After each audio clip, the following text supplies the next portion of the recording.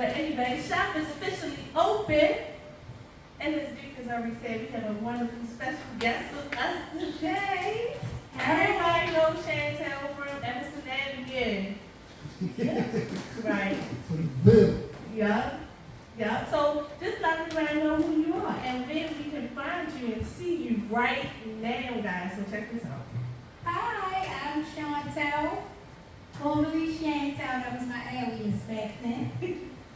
I can be seen on BT Plus, American Gangster Track Queen. You can stream it at any time. 7 days free trial. Keep in the know because I got mine. Oh, yeah, free trial? Yeah, trial, 7 days. I gotta find some. I hate to find this thing. Do you have one? Yeah, I just work on every TV in my house. And you still ready for cable? So you can figure over.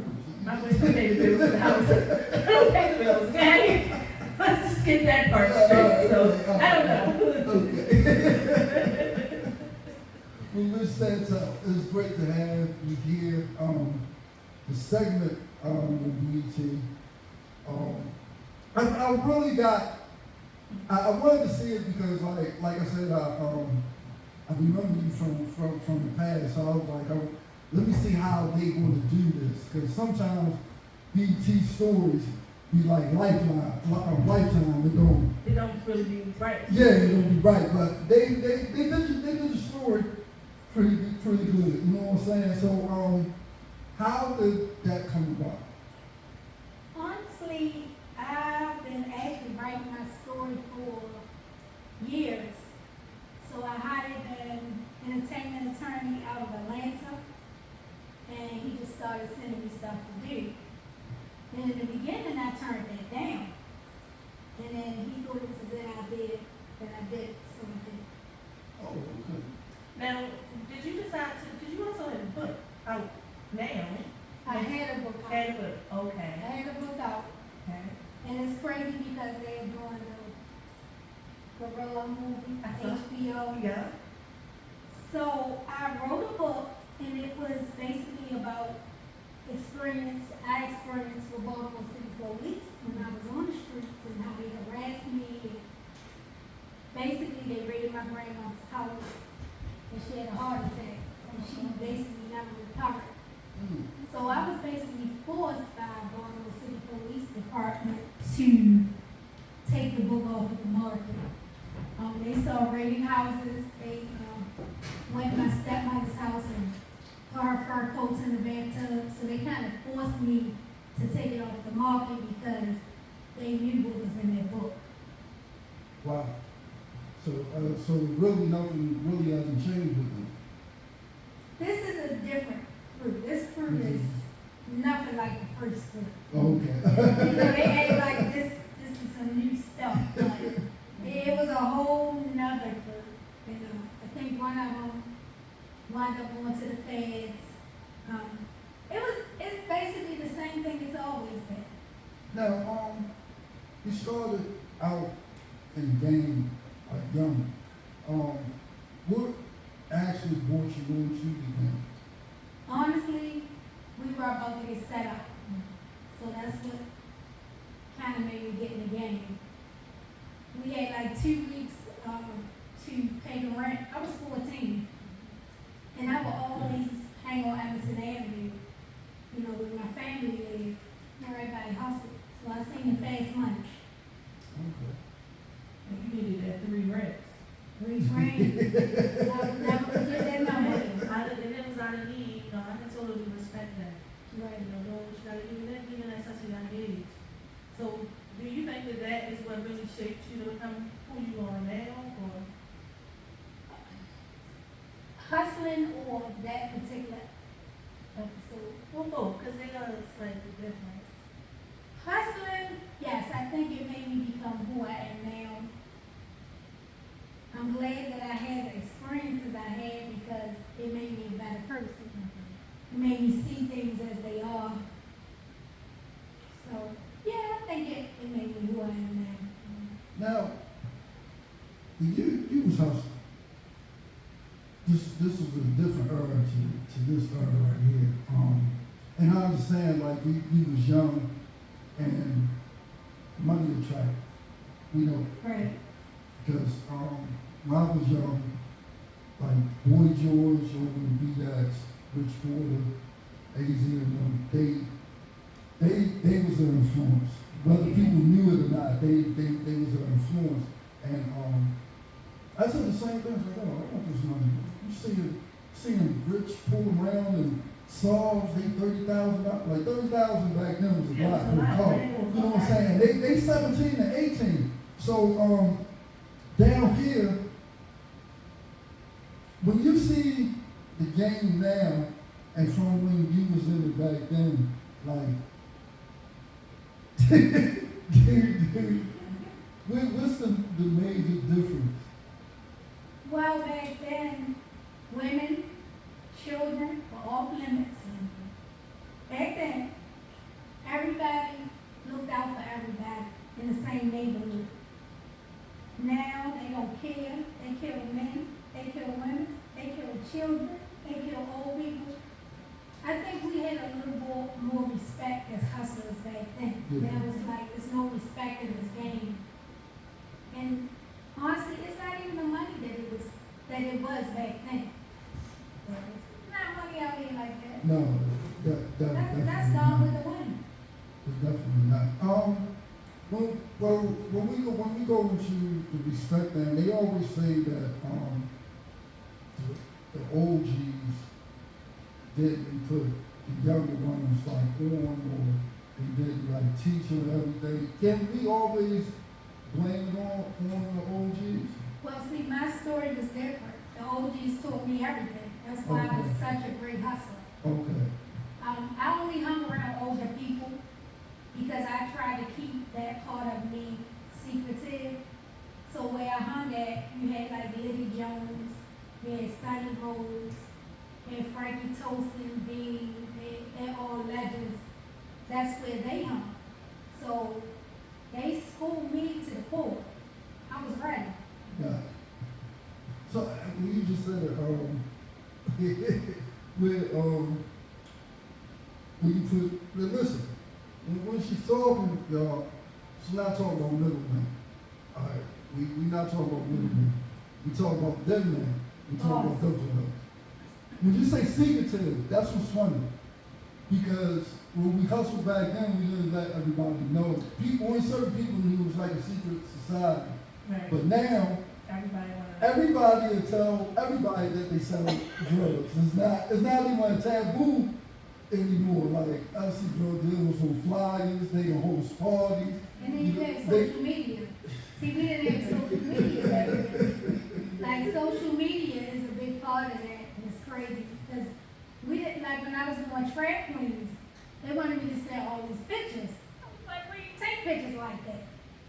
Yeah. A lot of the other queens was telling me, they asking me to send pictures. Like back then, we didn't have social media, we didn't take pictures. We had cell phones, but we used payphones. Yeah. So we were a lot careful. Now they have all kinds of apparatuses that's just designed to get them caught. What's your view on the latest, like, some of the hip hop artists that they making the sweeps and the recos and the indictments and everything? Okay, nothing on hip hop. Yeah. Some of it I listen to, some of it I don't. But if you listen to the majority of it, it's what these kids are going through, it's the experiences, what they see. Now, I think them taking lyrics from people's music and indicting them and this Rico stuff, I think that's really ridiculous. Yeah. Because I know, like, my daughter, she a school rat, never been in the street, but she raps about my experiences. So when you hear her rap, she talk about money, she talk about cars, she talk about drugs, she talk about me back in the day. Okay. So I think that's bull crap, honestly. So now when you got indicted, how did that like come about? I really didn't get indicted. See, I was lucky. The the task force that was assigned to me, they were robbing people, taking people money, gave them a burn of the heart attack.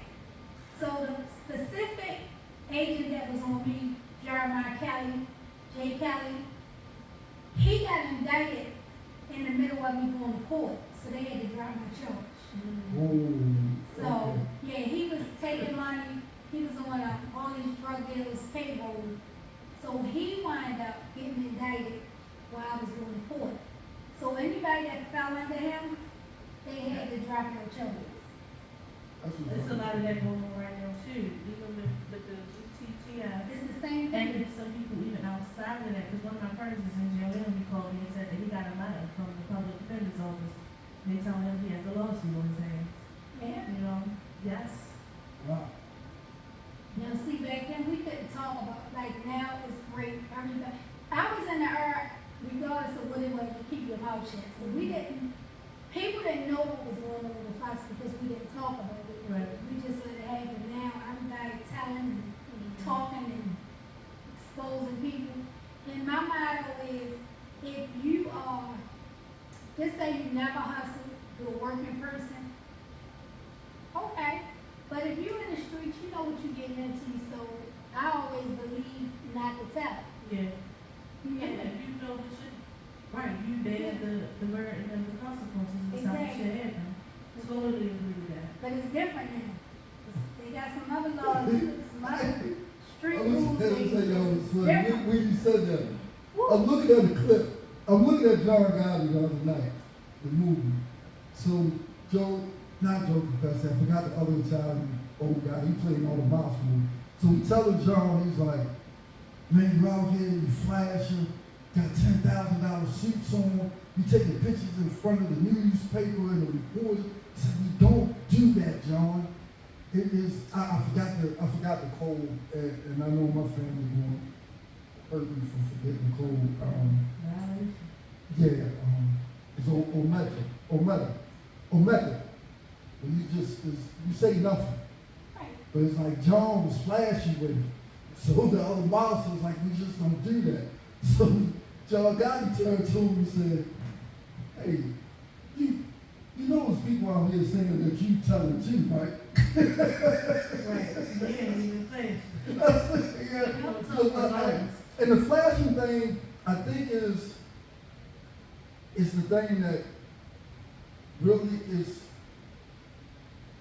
that I can't say it always triggers everybody, because they saying that like with the Frank Lucas, the chinchilla, at the ringside, that was a trigger thing. With Meach putting up the billboards around Atlanta. So when you come into Atlanta, you see, BMF, the world it was right on 85. It was the first billboard you see when you come into Atlanta. You know what I'm saying? It's like, was that a code? Also, like back then, it was like, just not to be flashy, not to be out there. The difference with me, I can only speak for myself. The difference with me, like I said, I learned from older people. Like I started out working for my uncle. My uncle is, when they made The Wire, that was really my uncle in the case. When they was looking through the plot, Yeah. that was my uncle Frankie Tosin in the case. Okay. They just used that part on The Wire. So I learned from like older guys. The thing with me, I was very flashy. And the reason why I was flashy, because I was camouflaging my pain and things.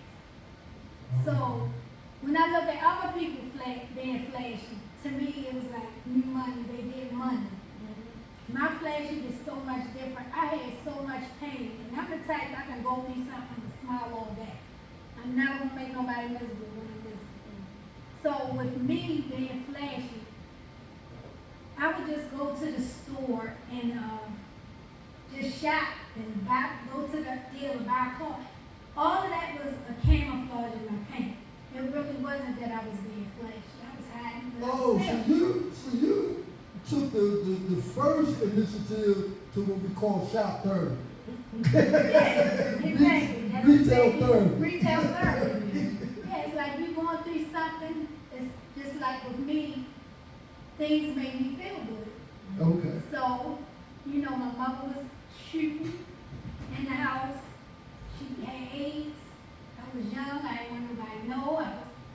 I would try to put her in rehab.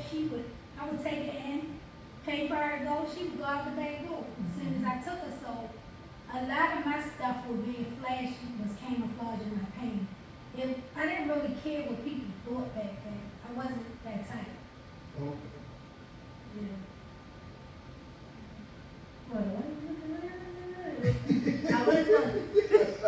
I must have looked like I was about to say something. I was about to say something, and I looked, and I was looking at me, and it kind of made me like lose all train of thought.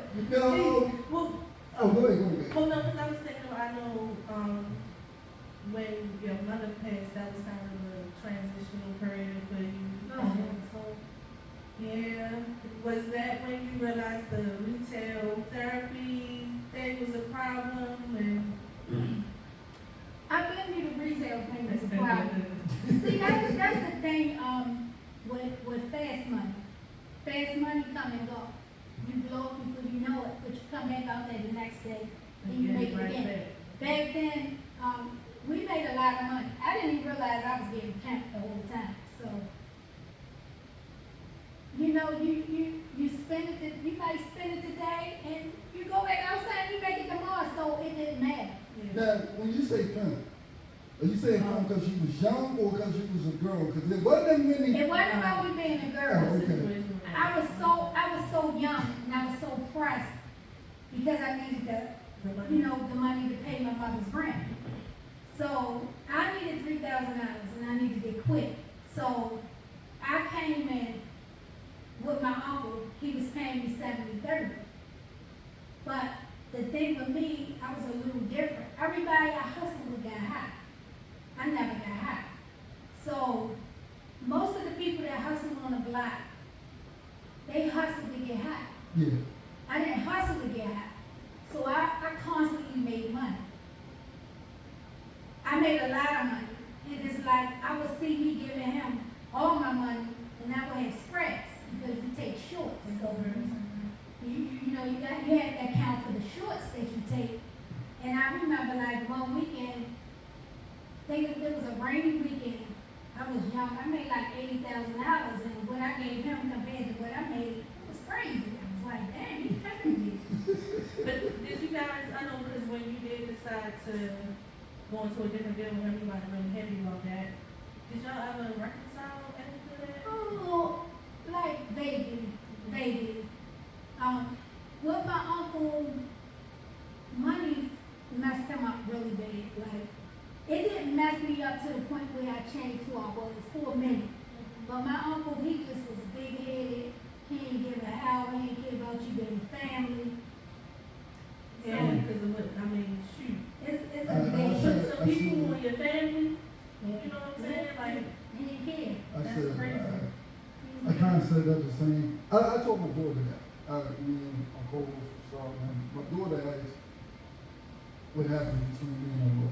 And at the time, like we was discussing our bills, like I was working at that time and I was getting street money. And I was young. So like, yo, hang with stars, the money does change you. Oh, it did. And it definitely, and my ego was sky high. And then Def Jam gave me the two-way phaser. I thought I was a god then.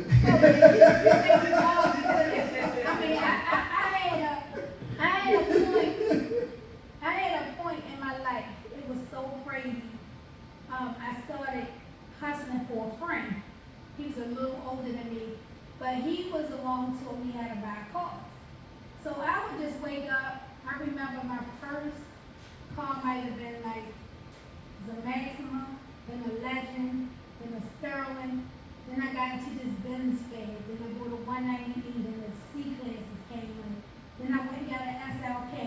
Then I went and got an S450. Then I went and got an S500. So I was on this car fetish.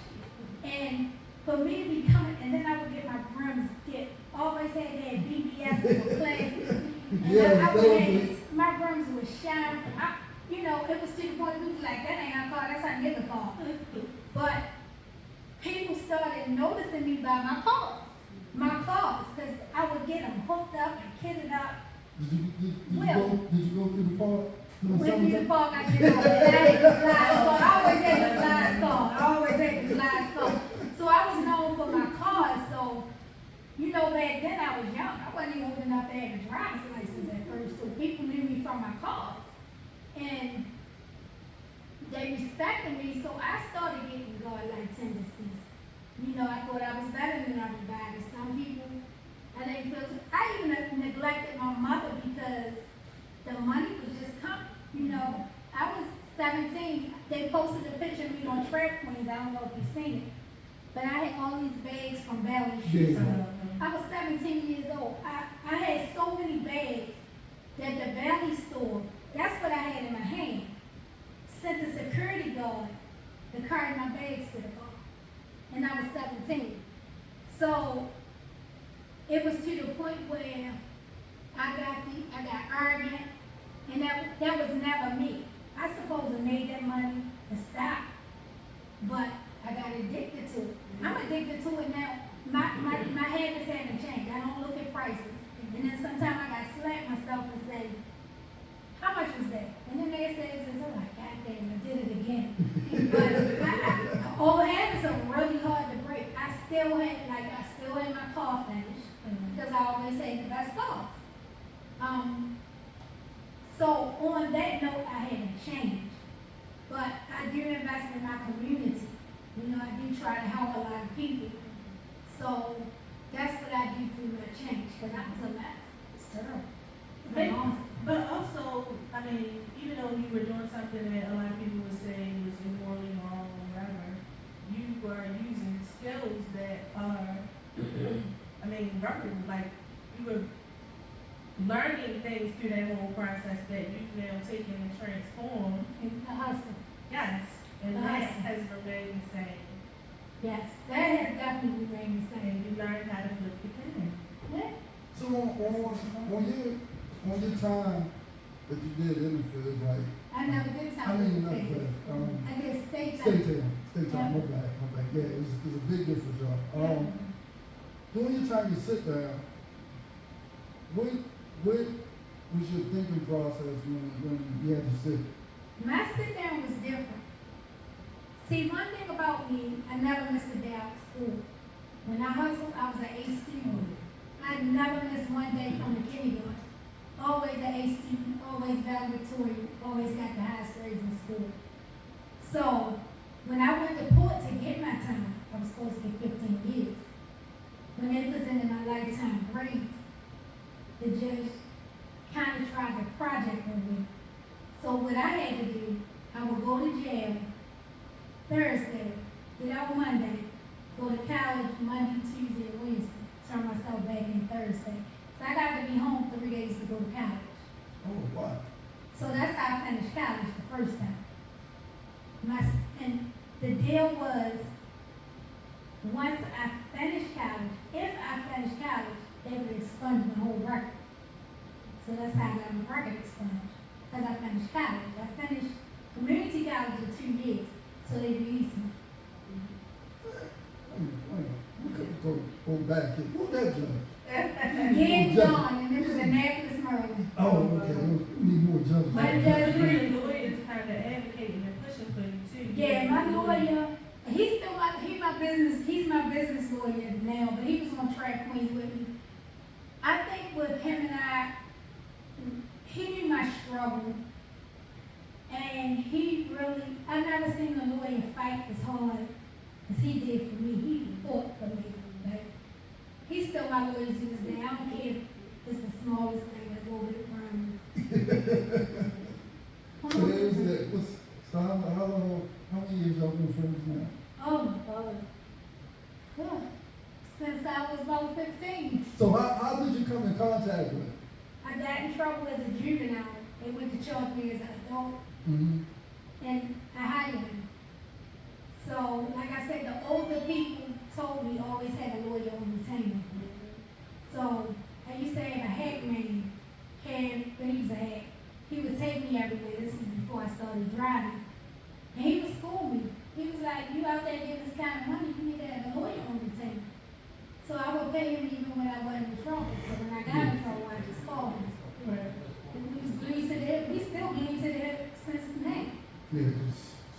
cash. I see them the fathers, they buying bottles, everything. Then next thing I know, the people on the internet they raising money and Right. getting lawyers and stuff. Like, y'all, and this is what I want to say, like, y'all wanna,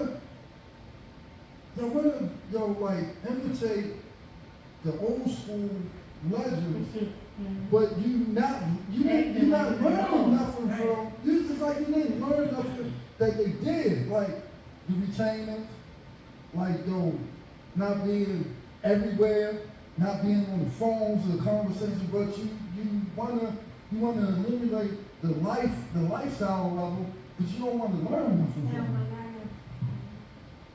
but see, I think like I had to think smart because I didn't have a mother that I could go to for money. I didn't have a father I could go. Like to this day, I've never asked anybody for anything. I do it myself. If I can't do it, it don't get done. Because I trained my brain. I don't have the money. My father, he get out whatever he did. But I don't have anyone to go to like I never had. Now I have rich friends that I could go to, but I don't because that's how I train my mind to always save, always have a lawyer on retainer. Like anything I do, I pre-do it. So I won't need anybody because I'm used to not having anybody. So how's your saving and your shop therapy going like Oh, wow. Because my business has grown so much, I have like an accountant, I have a money manager, I have like everything in place, so I really don't have to do it. They kind of tell me, this is Slow this. down. Yeah, so they kind of put me on point. I do a lot of Do investments. you get that call, like my sister will call me, say, yo, why are you buying that? What are you doing? Yo, let me live. You know what I'm saying? Because my sister do that. Because my sister, like, and it's sad, I don't even know how much I be making. I just let my sister handle everything. But she'll call me if I'm somewhere and the account going crazy, like, yo, what do you do? So do they do the same thing to you? Not really because I don't really deal with a lot of people. Okay. Yeah, I had real bad trust issues. So, No, I'm saying like when you get the shopping, when you get the shopping, like do they call you no, like? because I use my husband's stuff. Oh, okay. He had the best credit in the world. Now, let's move on to the married life. Now, how did you meet your husband?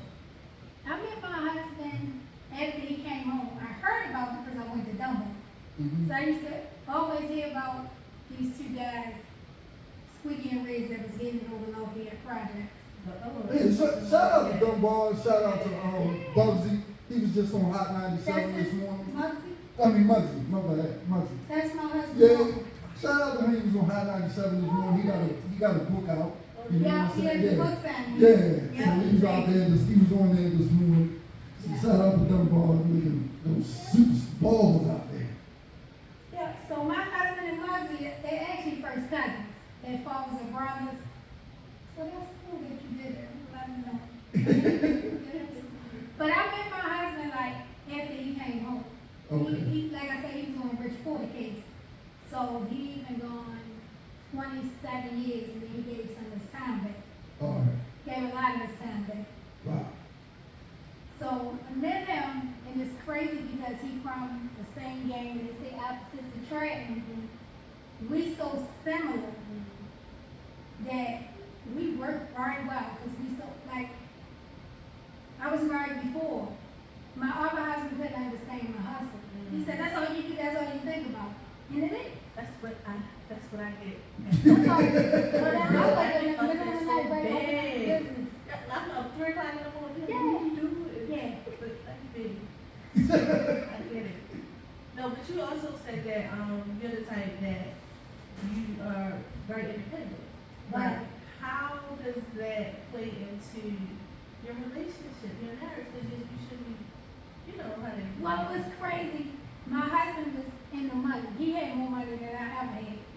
So the thing with him is he's a very giving person.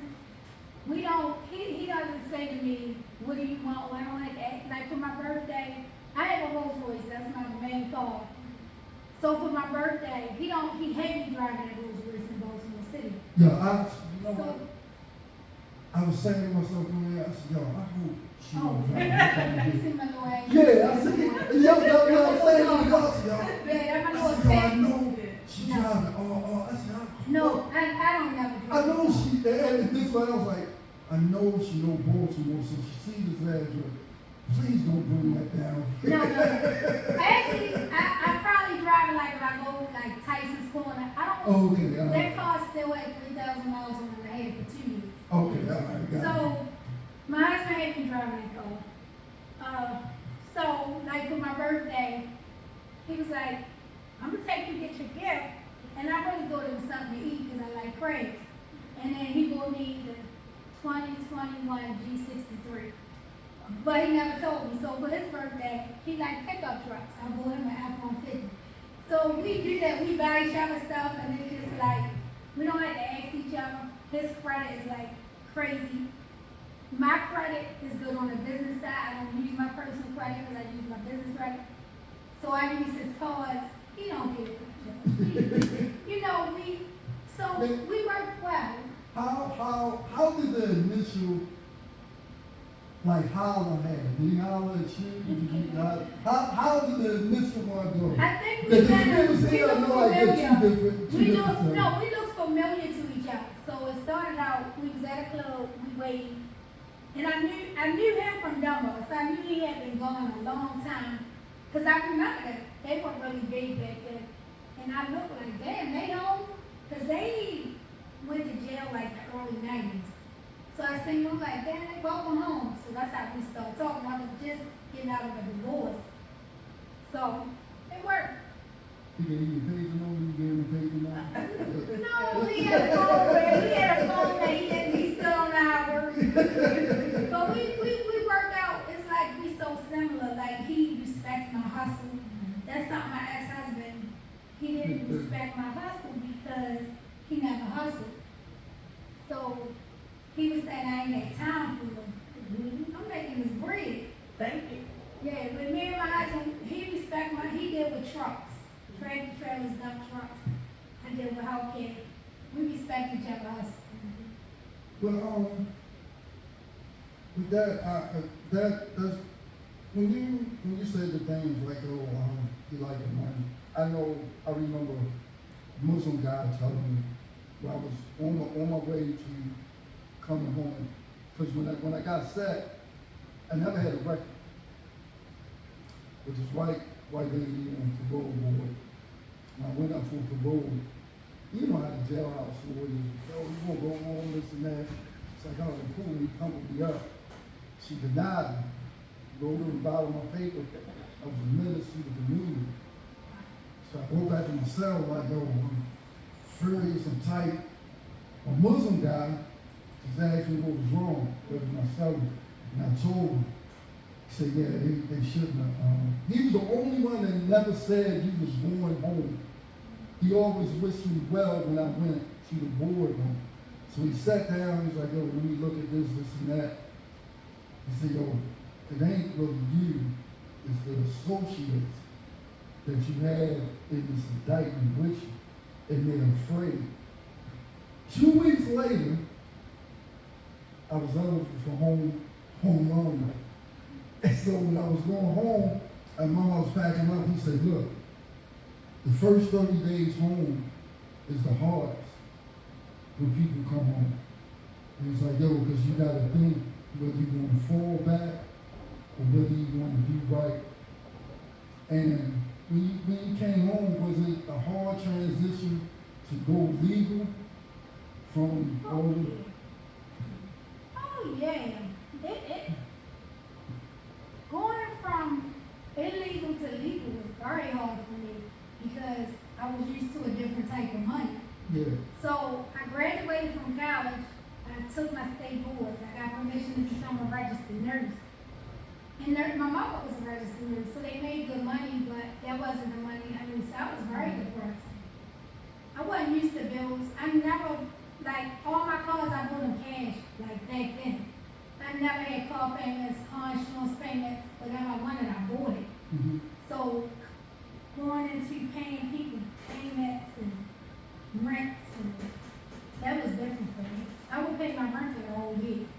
Did it come to a time where you was like, "Yo, I don't know if I can do this anymore," and like relapse back into the game, and then you just like, "Nah, you know what? I'm gonna thug this out." You know what? I think once I was out, I was pretty much out. Okay. I've experienced so much. I've been robbed, I've been kidnapped, I've been shot in my arm. So I've been through what a man go through as a woman. So I was tired of that. And then I had a daughter. She didn't have nobody but me because she watched her father get killed. Mm. And my father had enough wind and killed the guy that killed him. So both of them died in front of my daughter. So I knew that the lifestyle we were living was destroying my child. So I never wanted to go back. But it was a hard transition to become legitimate. It was real hard. I think maybe like some of your strength men came from knowing what that life was like, and then starting from kind of the bottom of, Always back. and then you gotta build it up. So you knew, look, I'm getting back, and that was filled, I think. Right. So that's how Yeah. I it started from the bottom many times. Yeah. My going legitimate was really like the bottom, living paycheck to paycheck.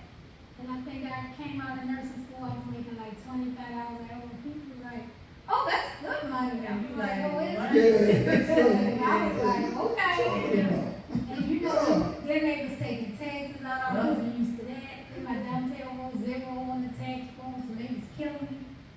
But that put me in a major depression because my lifestyle had changed. So it was really, you really had an addiction in that. Yeah. Yeah. Yeah.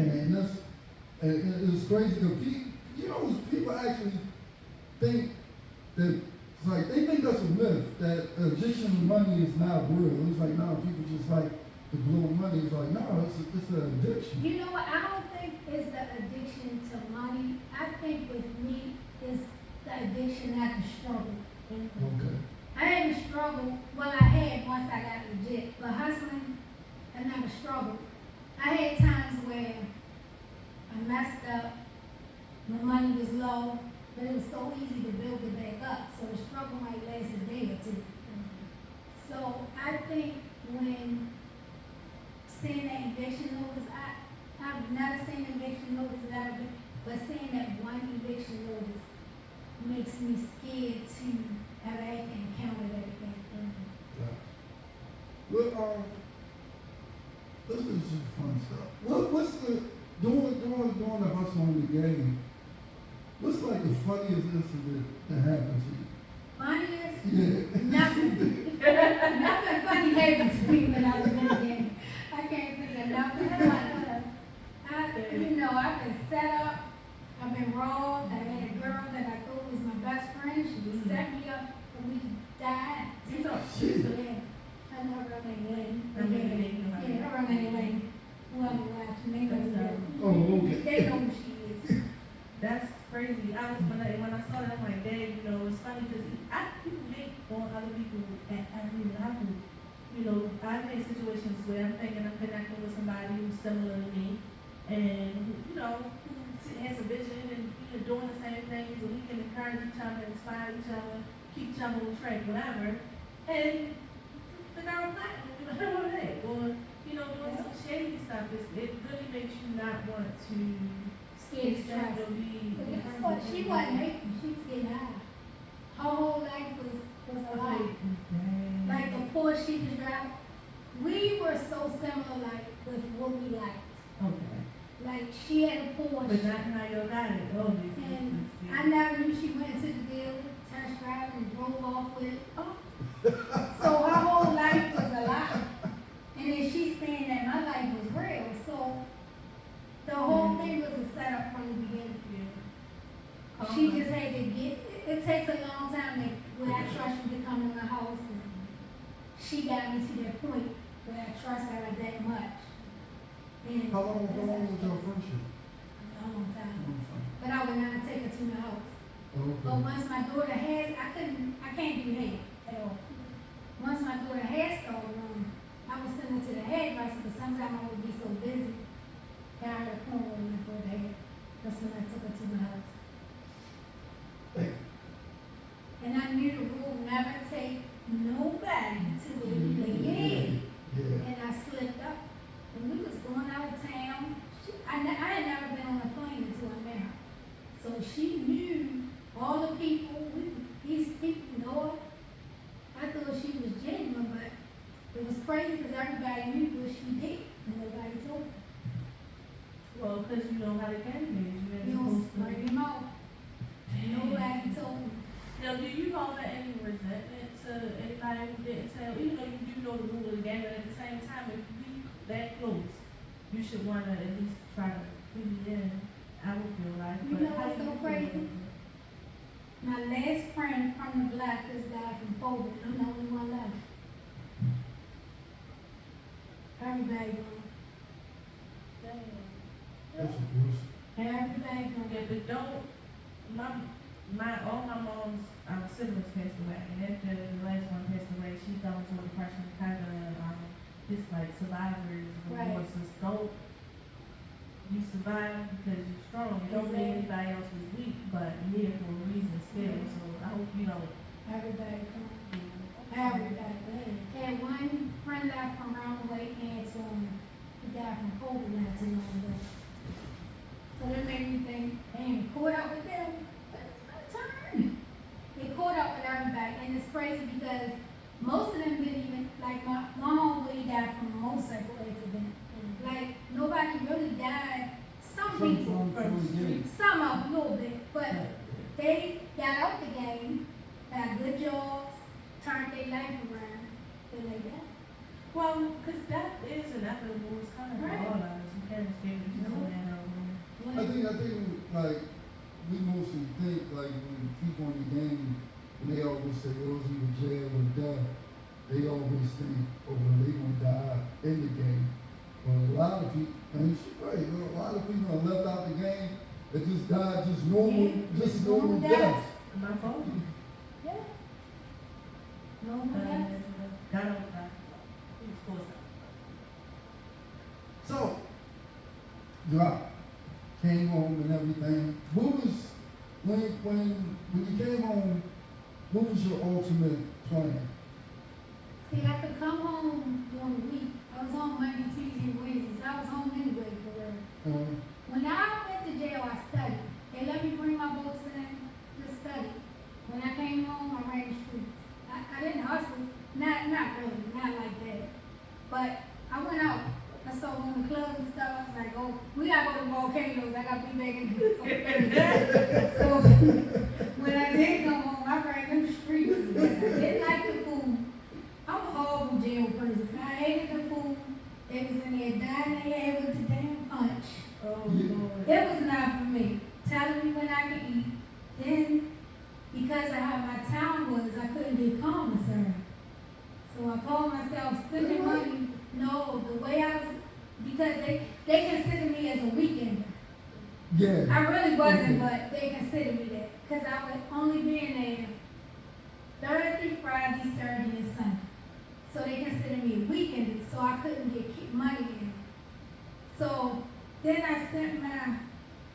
would send money to this girl. We never realized they did all this stuff to her mouth. So she was so scared because I was a whippersnapper. They had me in the Rundle County. So I would send her money to her account, and then she had to pay for the teeth. She showed me, so it was like, I couldn't eat none of that food. I couldn't drink that nasty juice. I couldn't get commissary. I couldn't sneak nothing in there because they said if I did one thing wrong, I was going to have to do the whole bit. Yeah. So I was like, shit, I can't do nothing. So I was starving myself for 4 days. I could eat nothing. I didn't like oodles and noodles. You know, the girls but they had me in a certain area. All them girls ate was oodles and noodles. I didn't eat oodles and noodles. Yeah, that's basically It ain't no hookup. money. Yeah. It ain't no problem. that's the hookup. You gotta put the hookup together, eat either. I think the only thing I didn't like eating, I didn't eat everything in there either. But I did get, I got commissary though. I got Yeah, I couldn't commissary. get it. Yeah, I got It took me a commissary. weekend. But I made, like, me, I'm so, like, a little bit of OCD and everything. I wasn't into everybody Yeah. fixing food together. I don't know what Right. dudes doing. Like, yo, I would fix, like, my own food. Like, I had two, I had my locker. Old man, I gave him commissary, I used his locker. And I just had food to the point, like, yo, they put me to the max.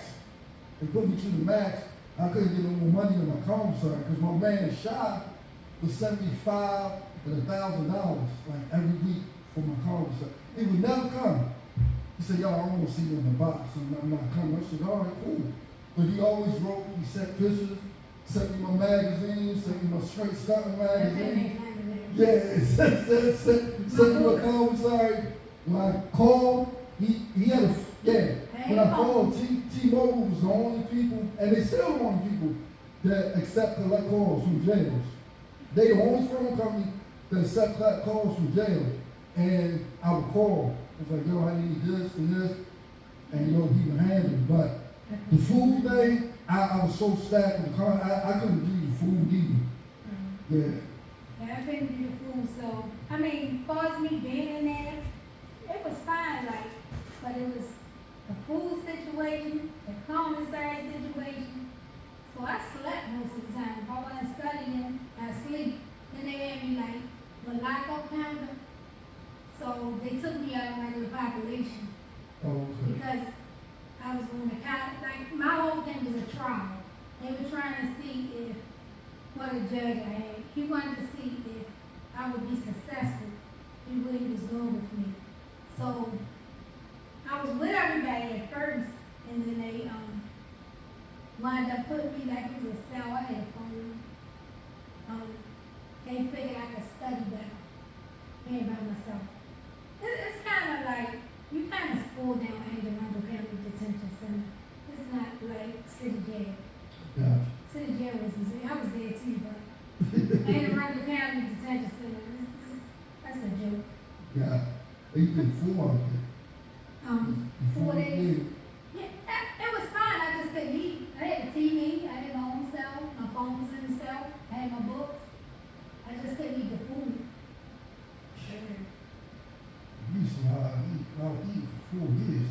4 days. No, 4 days. Oh, when I came home, I threw it down. Be outside with my chicken nuggets. Thank you, Carla. My girlfriend Carla. She'd be outside with my chicken back. So now you're successful. So you're successful. We would say superstar successful. I'm gonna say I You're tried to successful. be. So what is the positive things that you got going on now? So right now, I have a company called Versus Us, relocated in Towson. So I was just in Forbes magazine in October. We ranked number 96 in the nation of the largest growing African American companies in the world. Congratulations. So that was kind of something major. Trap Queens didn't want to add it. They showed the picture of me holding my flag, but they didn't want to add it. Why? Now, I would say with Trap Queens, my producer was great. Shout out to Dion, because I told him why. I think most of the young ladies on Trap Queens did a lot of time. Most of them just coming home, so they not financially, they not there yet. They gonna get there because I pray for them. But I think my situation was so different. Like they rented houses for everybody else. They showed rental houses. I live in a mansion. They didn't want to show my house. They didn't want to show my car. But if they rented one, it would have cost them so much more money. Right. They don't want, just in my opinion, they didn't want me to look a certain kind of way. Okay, I got it. Just in my opinion. That's what I didn't like about it. Like they downplayed what my business made, and it is what it is. So with BET see you. How did the conversation start? They actually went to my lawyer. My lawyer is pretty good. His name is Kendall Mentor. He did the Central Park 5. Oh, all Yeah, right. he does like everybody. He does pay me about. He's her attorney. So Kendall basically, he knew I was rewriting my book. So the thing with him, I was really just hiring him to get a book deal. So in me writing my book, I sent him a manuscript. He was like, "Oh shit, this is better than the book deal." And then once he seen my story, and then he knew a couple people from Baltimore, and he threw my name at him, they was like, "Sure, he was getting it back in the day." So they knew my story was official. Then he knew my attorney, and he had a conversation with my attorney, and my attorney was like, "Oh, she's my miracle case." So he started like really putting work into me. So we say do track queens, you know, and that'll kind of help us a little bit. But then in the midst, when I signed with track queens, 100 other things started coming in. But I had signed that I wouldn't do nothing for 6 months. Doing track queens, so a lot of stuff I had to put in the background. So did BT actually come in to film it? Or Yeah, they came to me. They came? They filmed in my condo down the harbor. Mhm. But they wouldn't show they wouldn't film at my house, like anything. I seen they showed my business. The blue building, but they, like if you come in my building, like I had a whole wing. I'm the only African American in that building with a whole wing like that. Like, you know, they could have, my motto is change. I want people to know that just because you start out in life one way, you don't have to stay that way, you can be different. I don't think they wanted to show their part. They wanted to more so show my brother. But you know what they did though? They gave you a platform to then go Exactly. back down and tell the real, you know, Yeah, the real the story. full story, Right. so that people can really see. So you don't even have to worry about that. You know, and that's why you're here today. And I'm so happy to have you here. Thank you for coming through. So you gonna be doing music? I got so much stuff in the works. It's crazy. Like my lawyer just send me stuff, and a lot of people they just want money, so they just jump on stuff. And my lawyer be like, "Well, what do you want to do?" I said, "I'm not finished reading it." So, but the glimpse I had gotten with Hollywood, they love me because I ain't pressed like that. You know, like I went to a table. I was on a reality TV show called Boston Baltimore. And they were just trying to take whole advantage of what I was doing. Like, we can do this. I like, no, that's okay. And even with Matthew Knowles, I did an interview with Matthew Knowles, and actually me and him was supposed to go into a deal together. But in the midst, he was trying to buy my rights. I specifically told him I would never sell my rights because that's like me selling me my mother. Because Yeah. that's what my whole story stemmed from, my mother.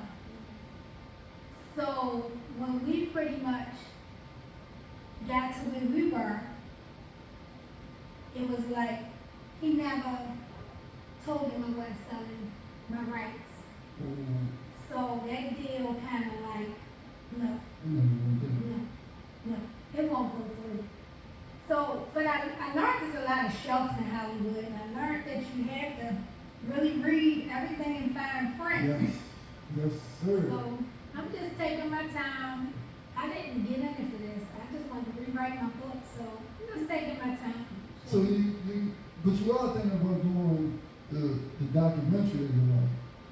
Well, I can't do the documentary because I did track queens. So I have to do either a series or I do have a deal from Motion Pictures. Motion Pictures, they pretty good. They did Cruella, they merged with Disney, they did Lion King, they did Fast and the Furious. So they did like a lot of, they are really interested in me. Actually, I had a contract for them.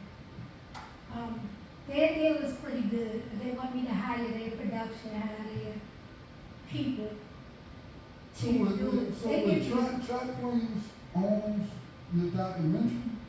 Yes, Okay. they own what I said on it. Okay. But they edited a lot of stuff too.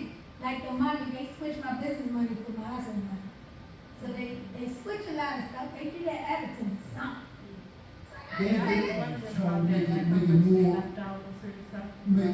it more appealing to get ratings. Well, yeah, they did.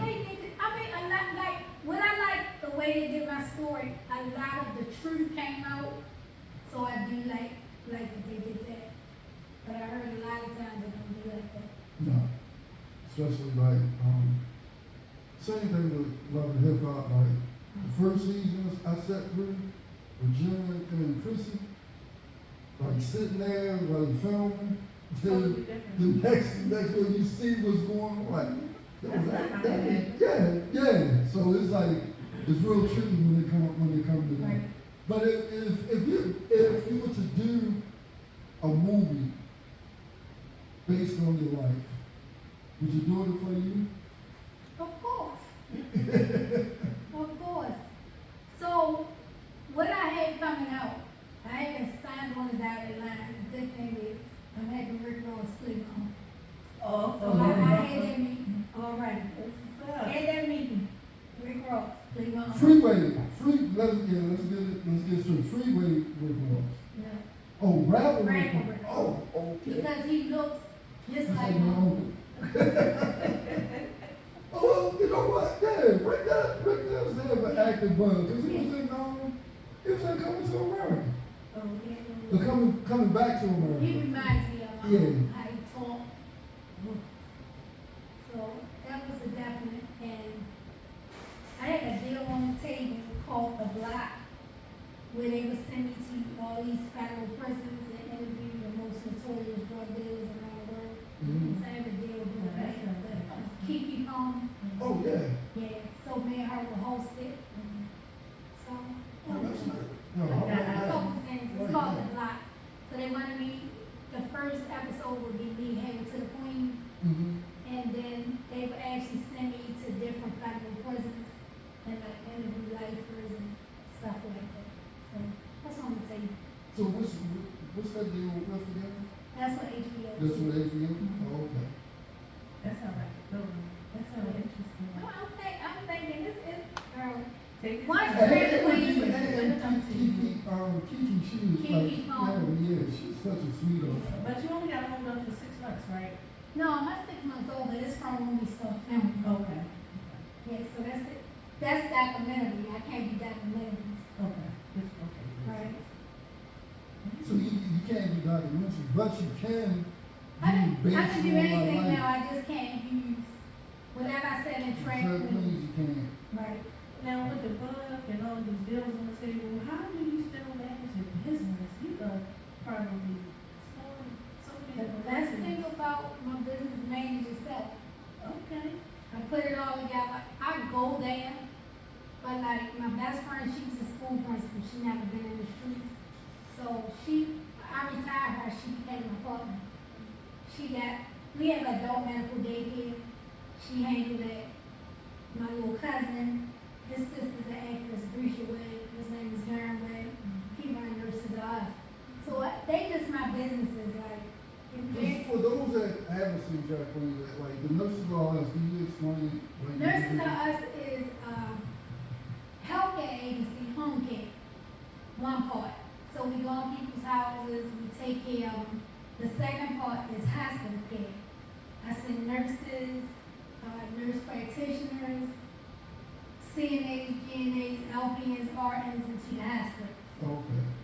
The third part of Nurses to Us is surgical consults. So we fly all over the world with people getting surgeries. Our biggest vendor is John Hopkins. Of So course. that's our biggest vendor. So with John Hopkins, they fly a lot of people in from out of town that we don't know about, getting these facelifts and stuff. So my company, they'll put them up in a hotel after the surgery, and I'll send a nurse in there to take care of that person until they leave.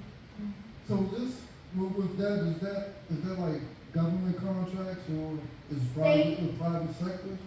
Private is John Hopkins. Okay. Private is John Hopkins. Surgical consultants, private. Home care and daycare is actually, state of Oregon. So did the pandemic hamper y'all any, or it was just business as usual?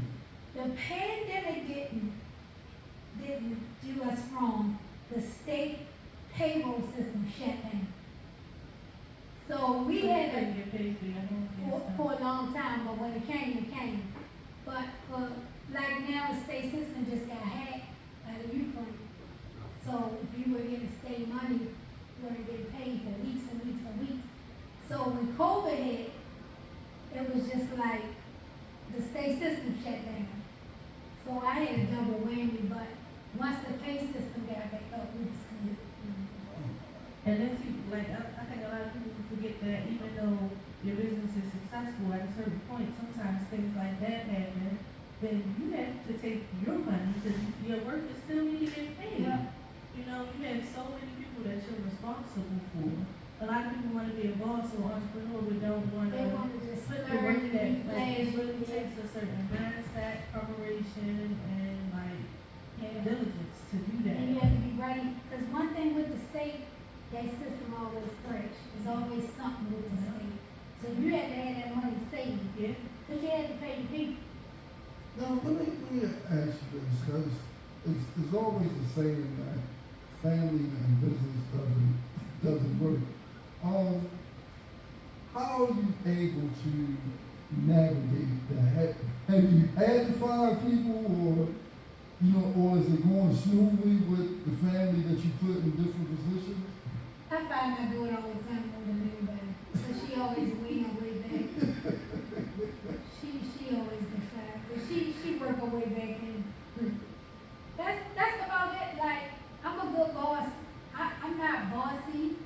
I pay good. I pay people on time. I respect everybody. So I think the people that work for me are a little different. So Okay. I don't have like a global turnaround in employees. Like all my employees been there since day one. That's good. That's good. As far as we was talking about like the community, what was your interest in what you're doing with the community? Oh, I do a lot for the community. What have I done lately? Last thing I did, I think, was the book bag giveaway. The neighborhood, Emerson Village, where I come from. My grandmother lived in an elderly block.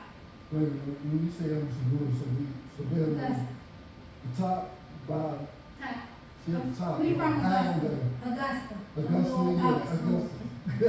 So the city decided people had to get galvanized pipes. The people that lived in my grandmother's block, they like 70 or 80, they couldn't afford it. So I worked out a deal where I got all the elderly people galvanized pipes. I paid for it, but they gave me, it was high, but they kind of jerked it down to a certain price. So I did the galvanized pipes, I got their water bills down. I do a lot of under the scene stuff, because I think if you help people, you shouldn't tell everybody because then you're not doing it. I mean, I'm telling this, but this is Different. yeah. You're not It's like when recording. you're doing it from your heart, like, it's a little different. Recognition. Right, Right. right. So I do a whole lot, trust me. Too much. So the people around Emerson now, do they know you as like the Emerson Village hometown hero? The thing with me, I never hustled down Emerson Village. I'm from Emerson Village. I always hustled down Emerson Avenue. Okay.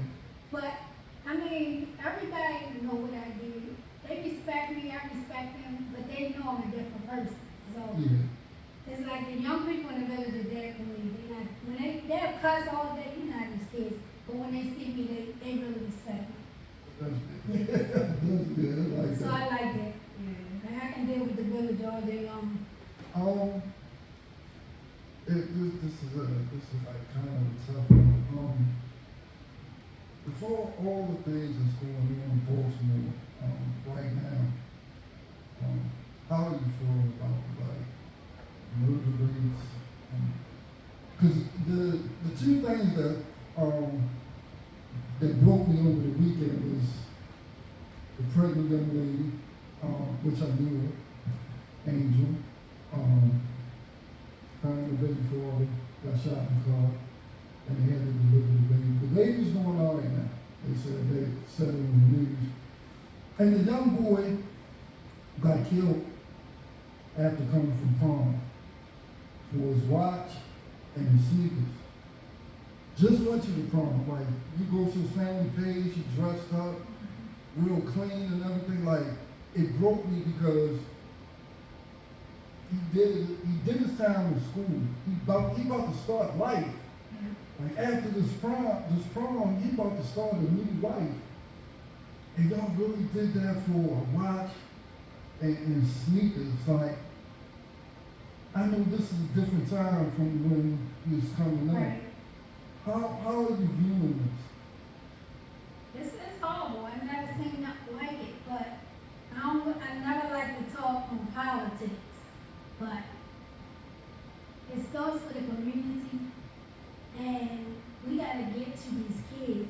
We don't give these kids enough of us.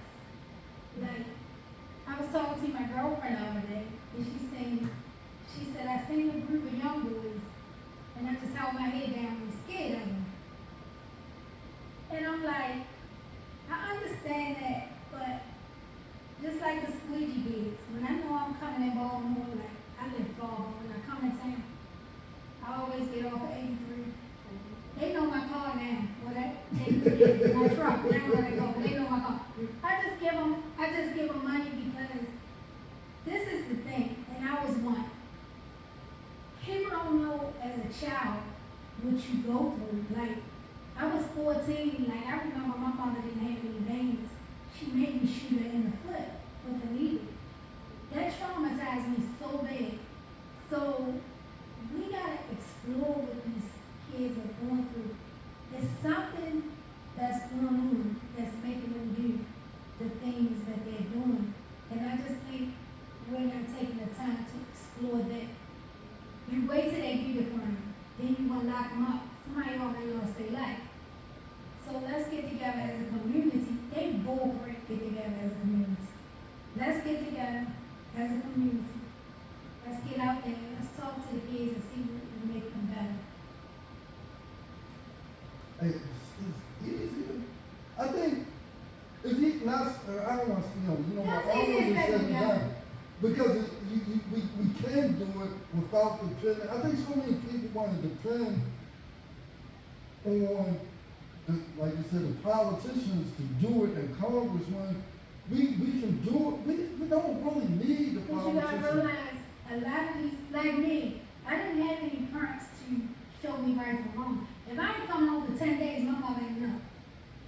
So, sometimes, we can't depend on the politicians, but sometimes, as people, we have to step in. Because you don't know what they're going through. Like, I made it through high school. I got A's because I didn't want them to call my mama. The whole time I was going through high school, my teachers never knew. I was 15 living by myself. One of my teachers seen me driving a car, and she came to my grandmother's house, and I had to tell her the truth. Yeah, and when I told her, she was like, I dress so nice. They thought I was lying to my teacher saying my mother was a lawyer. When you say the people, are you saying? You come to school with Yeah. me, The teacher was like, what the hell? I thought my mother was a lawyer. When you say the people, you mean us, right? As a community. Everybody. Yeah. Everybody. So that's what I mean. We have to stop relying and putting pressure on the politicians. Like, they need to Right. help us out. Like, we can do it, but the thing is, like, what I'm trying to think is like, we're just going to push y'all for us to come and do this. Like, is it going to have to be more murders? Is it going to have to be I think it's one out of of hand. yours before you want to do anything? Like, It's way out of hand now. It has gotten so bad that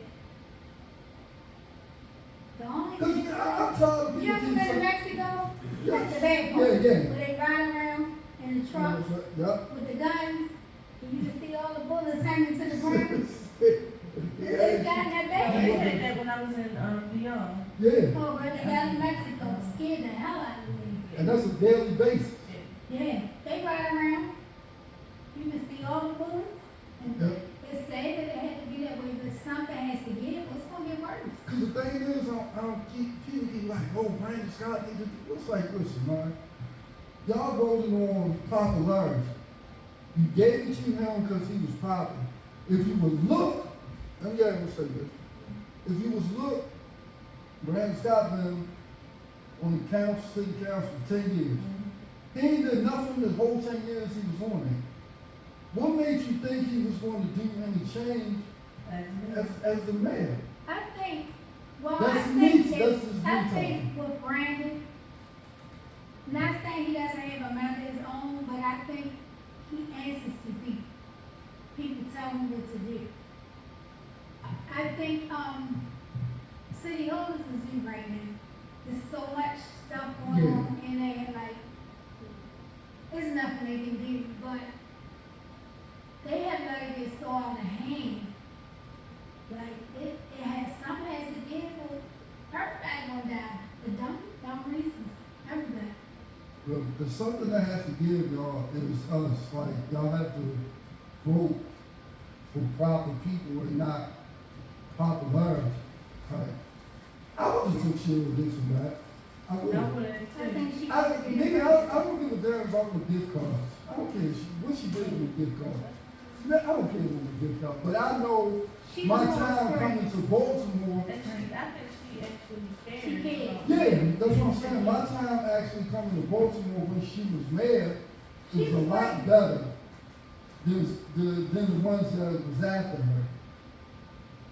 That's just like that's my opinion. Like the way I see Baltimore is she did a lot for Baltimore. Yeah, I agree. She did a lot. Run again?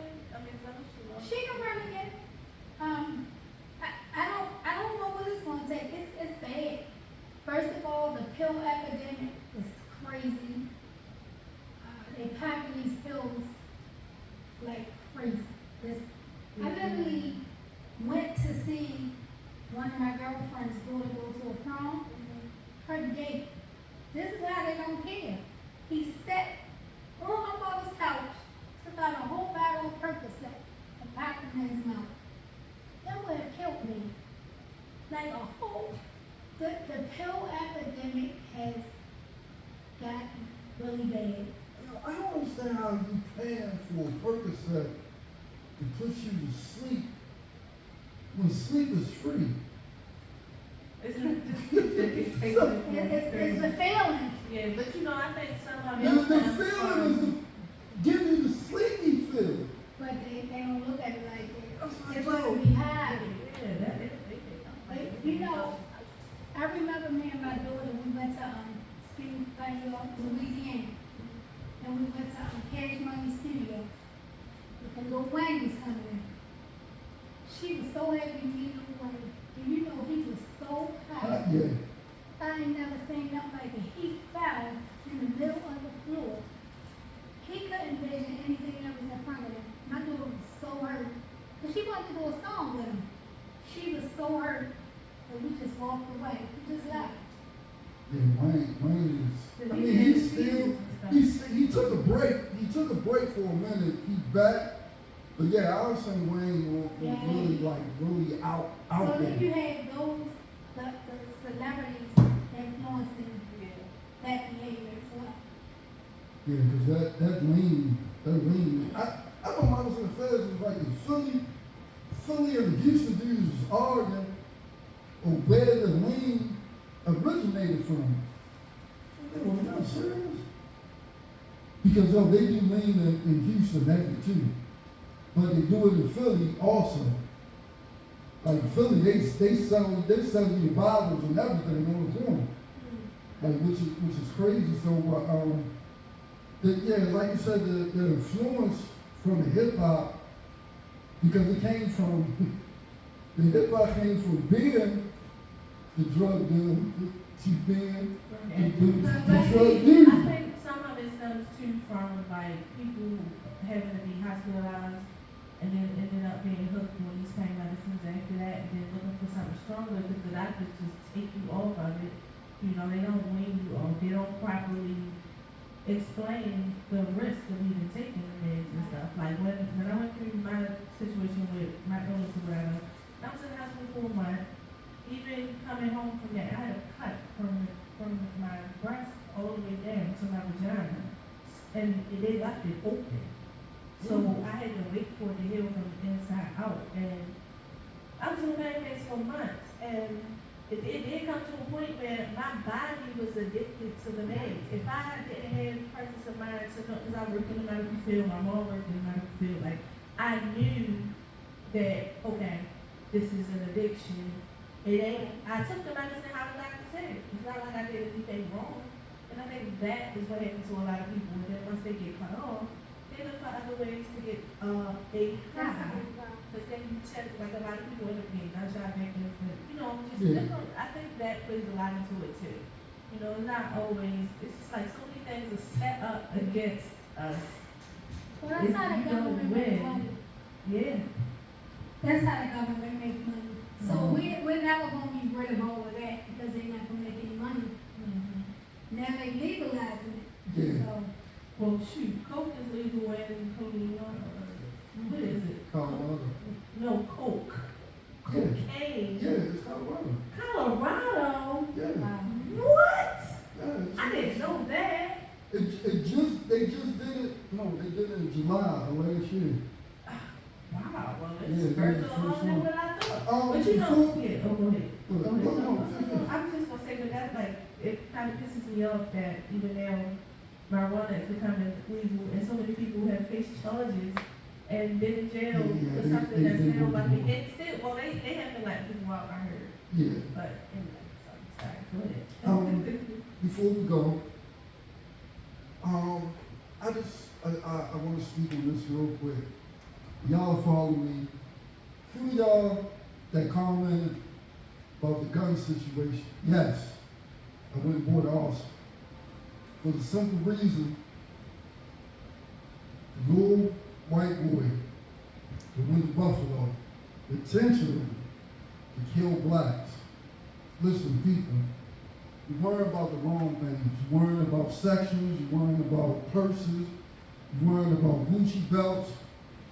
These white folks are armed with military arsenals to take you out. You need to arm yourself and your family. Get a carry and seal permit, because they're coming in, it's getting ready to get hot, and they're coming to public places that have a lot of people. There's a class coming up May 22nd, HCL class for Maryland to be able to own, which is the first license that you need to be able to carry. So if anybody want to come out with that, DM me. I'll give you the information right there. Yeah, my co-host will give you the links. She'll give you the information. But you need to protect yourself. You need to be aware of when you're outside. These white folks, these white men, which are the number one terrorists on this soil. They are. You call it how you want. They're the number one terrorists on this soil. And they prey on large sections of people.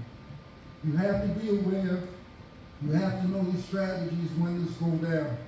I suggest that you go purchase your firearm to protect yourself and your family.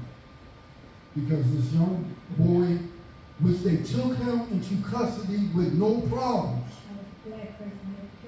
Yes, they took him into custody with no problem. He filmed this intentionally on Facebook to show social media. I got the video. This is heartbreaking. It's horrifying. Yeah. So, black people stop worrying about, it's about to get serious.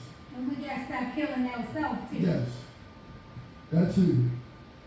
That's the number one.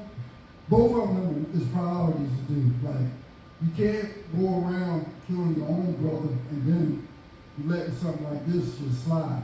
It's crazy. With that, Ms. Green, I'm happy that you came through. I'm happy I We had a appreciate chance you to talk to coming you through. guys. It was Now I gotta change my whole subject instead you did state, because the whole segment is fed talk. When we show, people coming home, they doing bad, we don't change it to plug talk. You know what I'm saying? You ain't do the fed, so we gotta change that. But we appreciate you because I like to see this to show people that come out the mud. It's not always a graphic or worse ending to it. Some people came out and they did what they did and they came home and they turned their life around. So we might not can't motivate a lot of people, but we can motivate some people. Exactly. So I appreciate you coming out. Before we go, tell the people what you got going on, what they could look for in the near future. So I have a book coming out. It's actually a rewrite of my first book. It's called Mastermind Born a Statistic, Determined to Die Winner 12 years later. It's actually a spin-off from my first book. I have a book tour coming up, and I will be on numerous talk shows about my book. I have a couple deals in my email, and I will announce that sooner than later which one I'm going to take. Okay. All right, cool. Yo, next week, hopefully, I ain't gonna say it, but y'all know, if y'all can check out We Own the City, yo, he's in there, one of the top rappers in the city.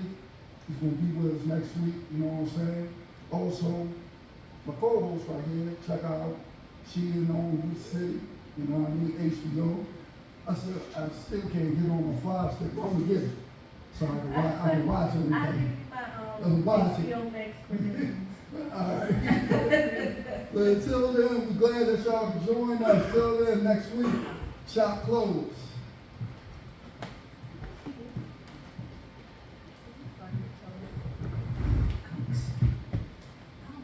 That's shameful.